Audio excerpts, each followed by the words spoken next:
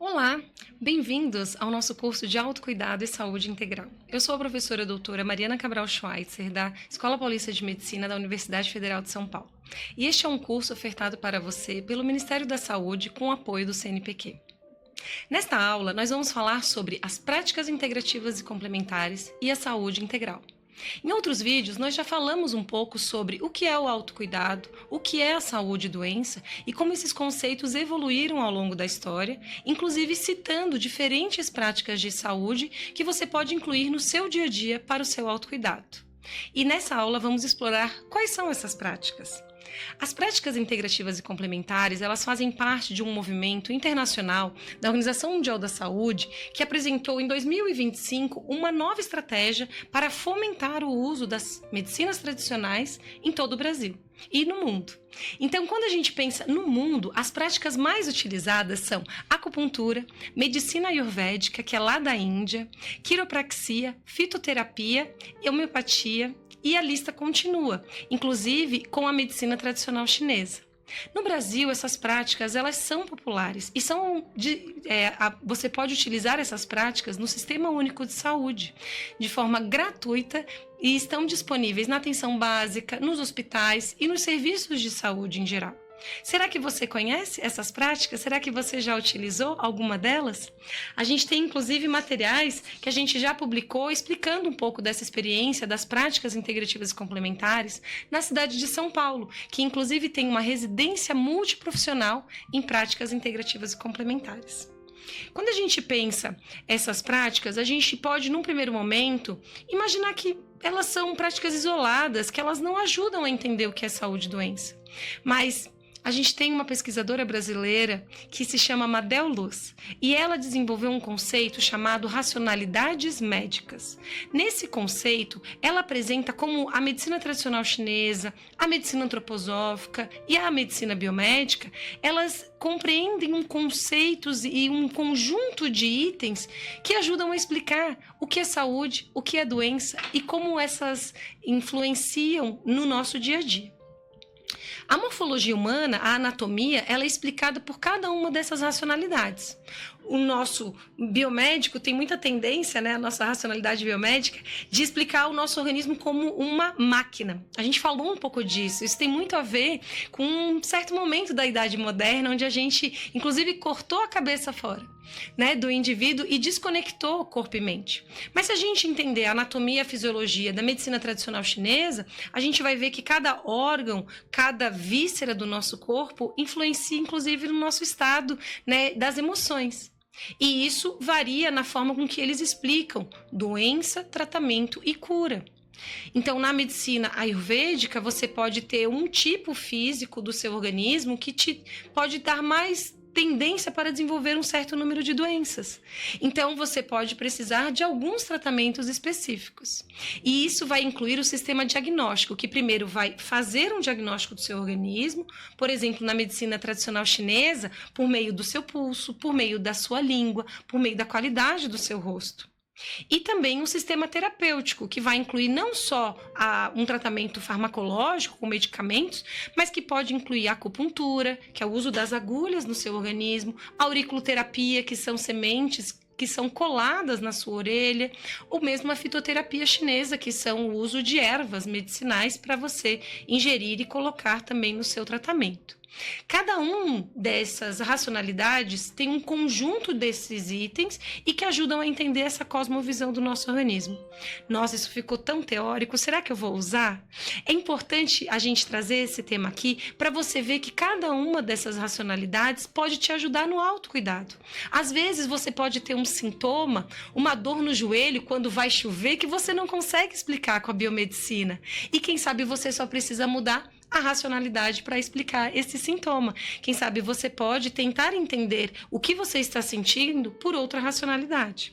E quando a gente faz isso, a gente tem que ter cuidado com alguns mitos. As práticas integrativas e complementares, elas não são inofensivas, elas podem gerar algum prejuízo. Então eu tenho que conhecer quem vai ofertar essa prática, eu tenho que ter um bom profissional da saúde, com acupuntura as agulhas têm que ser estéreis, eu tenho que usá-las e depois elas são jogadas fora. eu também preciso tirar um pouco esse mito de que as práticas integrativas elas só têm um efeito placebo.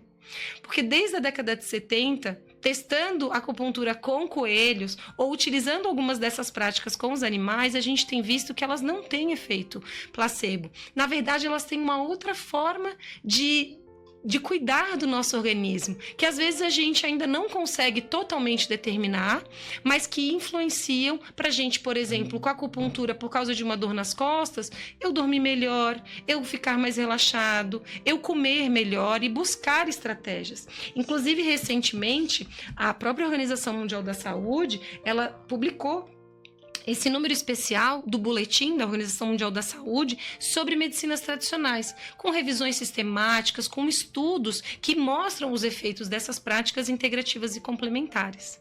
E por que isso é importante? A gente vai ter uma aula só de evidências e práticas integrativas que eu acho que vocês vão gostar. Mas por que a gente precisa entender mais dessas evidências? Porque um outro mito é que as práticas integrativas, elas não funcionam para doenças graves, sendo que em alguns casos elas têm efeito sim. Então, será que a gente pode pensar o nosso autocuidado, ampliando a forma que a gente cuida da gente? Conhecendo outras práticas? Esse é o convite dessa aula para vocês. E a ideia é ampliar, então, a visão de saúde e cuidado. Será que a minha visão está muito restrita? Eu estou só querendo que alguém resolva o meu problema de saúde, sem entender que a própria forma com que eu me relaciono comigo mesmo ou penso de mim mesmo pode ter influência no jeito que eu estou desenvolvendo uma doença? E também as formas de cuidado. Eu quero que alguém resolva para mim tudo. Será que esse é o mecanismo que vai ser mais eficiente para um problema de saúde mental, para uma dor? A gente precisa ampliar isso. E a gente precisa também refletir sobre esses diferentes paradigmas de saúde ou racionalidade de saúde. Será que eu entendo o corpo como uma máquina ou eu entendo o corpo como um caminho, como energia que circula no nosso organismo de forma com que eu possa reequilibrá-lo e cuidar dele? Eu já falei para vocês outra vez aqui em alguma outra aula desse material do Gabor Maté, que ele ajuda muito a gente a entender esse mito do normal. Será que existe o normal? Esse é um tema antigo na história da saúde, da medicina, da enfermagem. Esse normal, ele pode ser uma ilusão que eu estou buscando e, na verdade, eu posso olhar com mais compaixão para o meu problema de saúde, doença, e tentar aprender e conhecer o que eu posso, né, de mim mesmo com essa situação que eu estou vivendo. E a gente tem que, então, focar esse cuidado na pessoa. Não buscar fórmulas mágicas, protocolos que alguém vende que vai resolver todos os problemas, mas pensar para mim, como que eu vou cuidar da minha saúde? Como que eu vou pensar o meu autocuidado? O que eu estou preparado para abrir mão? O que eu estou preparado para se ressignificar na minha vida? Quem sabe um trauma que eu preciso trabalhar e que vai ser dolorido? Né? E que eu vou precisar de apoio, buscar um psicólogo, buscar um terapeuta para me ajudar nesse processo. Mas só eu, junto, né, pensando no meu autocuidado, que vou identificar o que eu preciso. E aí a gente tem que pensar a promoção da saúde. Será que eu estou só correndo atrás do que está ruim ou eu estou conseguindo incluir na minha agenda, na minha semana, atividades que eu sei que eu vou colher os bons frutos daquela ação? Dormir bem, comer bem. A gente já viu aqui no nosso curso os pilares do autocuidado. Será que eu estou conseguindo dar conta deles? Será que eu estou conseguindo reduzir o que me faz mal? Controlar o meu consumo de álcool ou de cigarro ou de vape, que eu sei que tem um efeito sobre a minha pele, sobre o meu corpo, sobre o meu intestino? Será que eu estou conseguindo promover a minha própria saúde? E aí a gente vai pensar também como que a gente empodera os outros e a nós mesmos e desenvolve a autonomia dos sujeitos. Esse é um item especialmente importante para os profissionais da saúde. Se você que está assistindo o nosso curso é profissional da saúde, você pode se perguntar, será que eu estou conseguindo desenvolver no outro esse empoderamento e essa autonomia? Ou eu só quero que ele faça o que eu estou mandando? A gente é muito convidado durante os nossos cursos na universidade a falar para aquele paciente o que ele deve fazer. Mas esse é um sujeito que tem vontades, que tem desejos, que tem necessidades. Será que eu estou conseguindo perguntar para ele não sobre o vício, mas sobre a dor que ele tem? Gabor Maté que convida muito a gente a falar sobre isso.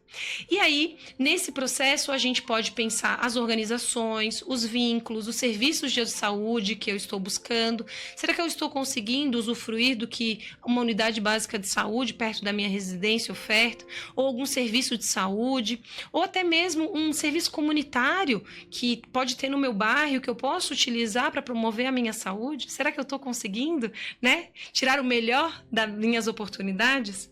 E, por fim, como que eu estou usando a medicação? Será que eu estou usando de uma maneira sensata, necessária, ou estou usando ela para abafar alguma dor, alguma coisa que eu não estou conseguindo lidar?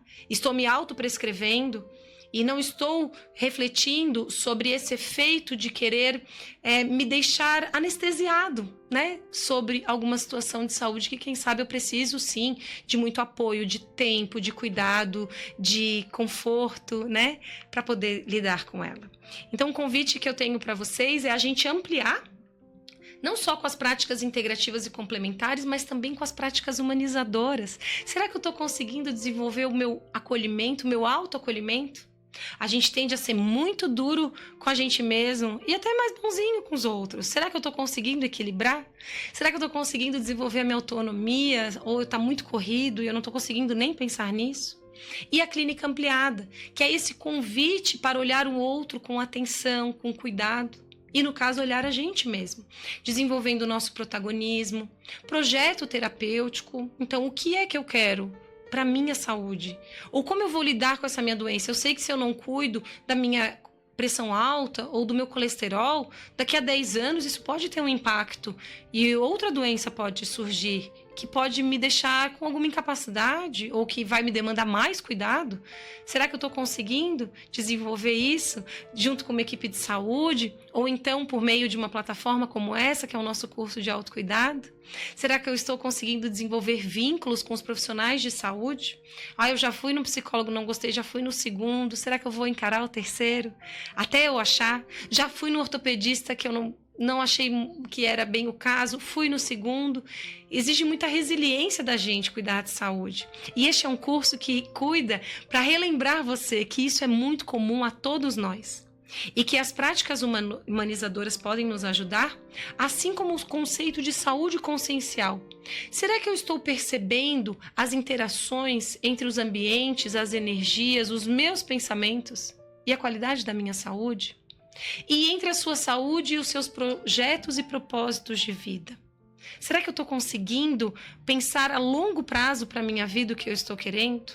Quando a gente publicou a história em quadrinhos, habilidades de vida e autocuidado para jovens e suas famílias, a gente tenta fazer esse convite ao jovem, pensar a longo prazo. A gente já comentou também que o jovem ele ainda não tem todo o seu desenvolvimento, né, pronto para tomar decisões. Às vezes ele vai tomar decisões muito rápidas, né? Que é o córtex pré-frontal, aquele bem, assim, impulsivo que toma as decisões. Então, a gente tem que desenvolver as habilidades de vida, perceber essas interações e pensar quais são os nossos projetos e propósitos de vida. A gente vai fazer isso aqui nesse curso, nas próximas aulas. Aguardo vocês!